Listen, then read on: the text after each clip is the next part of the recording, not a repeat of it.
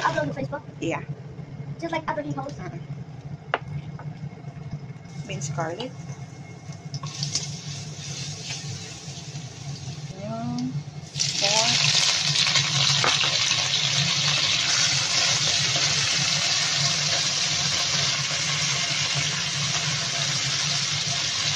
Ating garlic sticks or garlic sprouts. Paghaluin lang natin yan. Lagay tayo ng konting seasoning.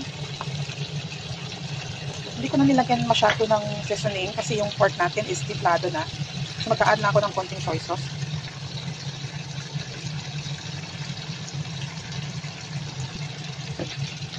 Okay, mix mo na lang. At saka takpan natin ito, i-simmer na.